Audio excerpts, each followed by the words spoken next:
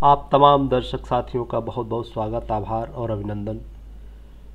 साथियों, हम खाने के बिना तो रह सकते हैं, लेकिन पानी के बिना बिल्कुल भी जिंदा नहीं रह सकते हैं। हम बड़े भाग्यशाली हैं कि हम जिस ग्रह पर रहते हैं वहाँ पे जीवन सिर्फ और सिर्फ पानी की वजह से ही संभव हो पाया है। ब्रह्मांड में इतने सारे ग्रहों में सिर्फ पृथ्वी ही है जहाँ पे पानी की अपार भंडार है। दूसरे ग्रहों पर जीवन इसीलिए संभव नहीं है क्योंकि वहाँ पानी नहीं है। और इस पानी का हमारे शरीर में विशेष महत्व है। यदि पानी न होता तो शायद यहाँ जीवन की कल्पना भी नहीं की जा सकती। पानी पीना हमारे स्वास्थ्य के लिए बेहद ज़रूरी है, लेकिन यह सिर्फ तभी फायदेमंद है जब हम इसे सही तरह से पिएं। एक्सपर्ट की माने तो हमें प्रतिदिन कितना पानी पीना चाहिए, यह एक बेहद सरल सा सवाल है, पर इसका जवाब कठिन है। वर्षों से अलग अलग अध्ययनों ने अलग अलग सिफारिशें की हैं, मगर आपकी पानी की ज़रूरत कई कारकों पर निर्भर करती है, जैसे कि आपका स्वास्थ्य, सक्रियता, यहाँ तक कि आप दुनिया में कहाँ रहते हैं, रेगिस्तान में रहते हैं या पहाड़ पर या मैदान में रहते हैं, वहाँ का तापमान आदि कैसा है। ये सारे कारक आपके पानी की आवश्यकता को निर्धारित करते हैं। पानी पीने के लिए कोई एक फार्मूला सभी पर फिट नहीं बैठता, मगर शरीर की तरल पदार्थों की आवश्यकता के बारे में अधिक जानने से हमें यह अनुमान लगाने में मदद मिलेगी कि प्रत्येक दिन कितना पानी पीना है। पानी शरीर का प्रमुख रासायनिक घटक है और शरीर के वजन का लगभग 60 से 70% हिस्सा इसी से बनता है। शरीर जीवित रहने के लिए पानी पर निर्भर है।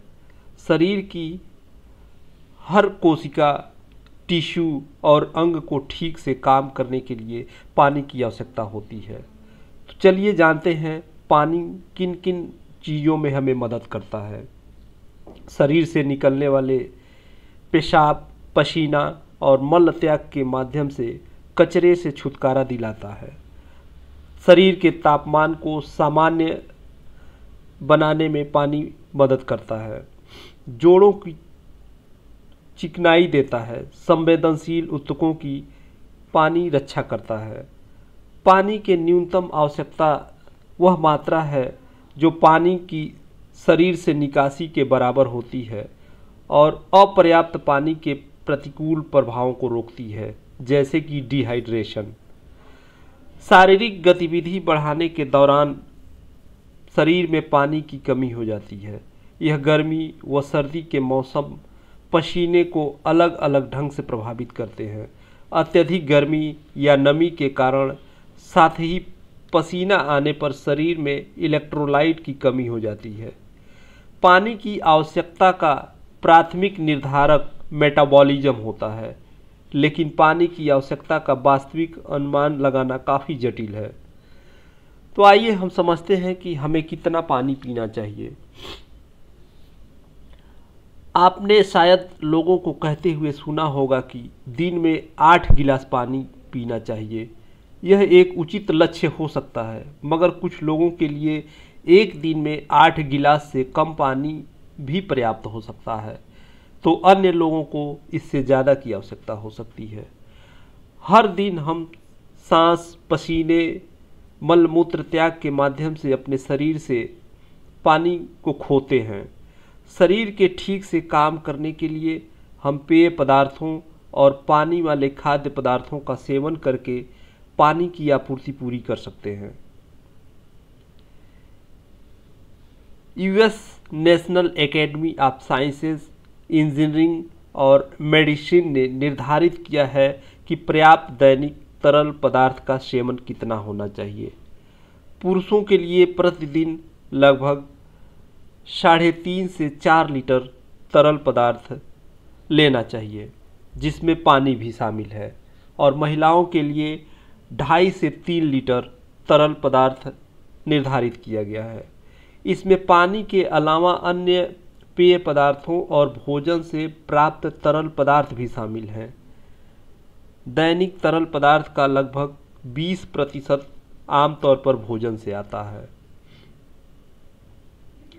आइए जानते हैं हम किन किन गतिविधियों में हमें पानी की अधिक आवश्यकता होती है। यदि हम कोई ऐसी गतिविधि करते हैं जिससे हमें पसीना आता है तो हमें तरल पदार्थ के नुकसान को कवर करने के लिए अतिरिक्त पानी पीने की आवश्यकता है। जैसे वर्कआउट से पहले और बाद में पानी पीना जरूरी होता है। आप जहां रहते हैं वहां का वातावरण कैसा है? गर्म या नमी के मौसम में हमें पसीना ज़्यादा आ सकता है और अतिरिक्त तरल पदार्थ की आवश्यकता होती है। इसके साथ ही आपका स्वास्थ्य जैसे बुखार, उल्टी या दस्त होने पर शरीर को तरल पदार्थ की आवश्यकता होती है, इसलिए ज़्यादा पानी पिएं। अन्य स्थितियों में तरल पदार्थ के सेवन में वृद्धि की आवश्यकता हो सकती है, जिसमें मूत्राशय में संक्रमण और मूत्र पथ के स्टोन शामिल हैं।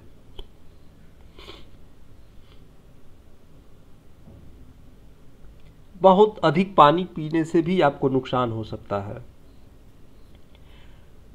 हालांकि पानी शायद ही कभी नुकसान पहुंचाता है, लेकिन जब हम बहुत अधिक पानी पीते हैं तो किडनी अतिरिक्त पानी को बाहर निकाल। आइए अब जानते हैं कि पानी पीने का सही तरीका क्या होना चाहिए। अधिकतर लोगों की आदत होती है कि वे खाना खाने के तुरंत बाद पानी पी लेते हैं। अगर आप भी ऐसा करते हैं तो आज ही इस आदत से दूरी आप बना लें। खाना खाने के बाद पानी पीने में कम से कम आधे घंटे का अंतर जरूर रखें और यदि संभव हो तो इसे 1 घंटे तक कर सकते हैं। दूसरा नियम है खड़े होकर पानी नहीं पीना है। हेल्थ एक्सपर्ट की माने तो खड़े होकर पानी पीने से कई बार फूड और विंड पाइप में होने वाली ऑक्सीजन की सप्लाई रुक जाती है। इससे आपके फेफड़ों पर बुरा असर पड़ सकता है। आयुर्वेद के अनुसार खड़े होकर पानी पीने से ये सीधे शरीर के निचले हिस्सों में पहुंच जाता है। ऐसे में आपकी बॉडी के लिए जरूरी पोषक तत्व और विटामिन्स लीवर और पाचन तंत्र तक नहीं पहुंच पाते हैं।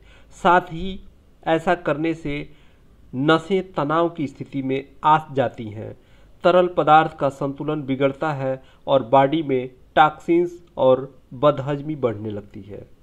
तीसरा नियम है जल्दबाजी में पानी ना पिएं। तेजी से पानी पीने से शरीर पानी को ढंग से अवशोषित नहीं कर पाता है और बाहर निकाल देता है। ऐसे में हमारी बॉडी को पानी पीने के फायदे नहीं मिल पाते हैं। इसके अलावा ऐसा करने से पानी का पाचन भी ठीक ढंग से नहीं हो पाता है। इसलिए ज़रूरी है कि आप पानी को घूंट घूंट कर पिएं। इससे आपके मुंह में जो सलाइवा होता है, जो लार होता है, वो पानी में घुल करके आपके पेट में जाता है और यह पाचन शक्ति को मजबूत बनाता है। चौथा नियम है ज़्यादा ठंडा पानी ना पिए। ठंडा पानी पीने से रक्त वाहिकाएं सिकुड़ जाती हैं और पाचन तंत्र तक खून नहीं पहुंच पाता। खासकर खाने के साथ ठंडा पानी पीने से फैट सॉलिड बन जाता है, जिससे अपच की समस्या हो सकती है। इन तमाम परेशानियों का असर आपकी त्वचा पर भी पड़ता है। पांचवा नियम गुनगुना पानी पिएं। सुबह उठते ही फ्रेश होने के बाद 1 गिलास गुनगुना पानी पीने से शरीर में जमे टॉक्सिन्स मल मूत्र के जरिए बाहर निकल जाते हैं। साथ ही ये स्किन पर ग्लो लाने का काम भी करता है। इन तमाम नियमों को अपनाकर आप न केवल चमकदार स्किन पा सकते हैं, बल्कि आप किडनी, फेफड़ों, पाचन आदि से जुड़ी समस्याओं से भी खुद को दूर रख पाएंगे। दोस्तों, मुझे उम्मीद है ये वीडियो आपको काफ़ी पसंद आएगा। यदि वीडियो अच्छा लगे तो वीडियो को लाइक और चैनल को सब्सक्राइब ज़रूर कीजिए। मिलते हैं एक और नए वीडियो और एक टॉपिक के साथ। तब तक स्वस्थ रहिए और अपना ख्याल रखिए।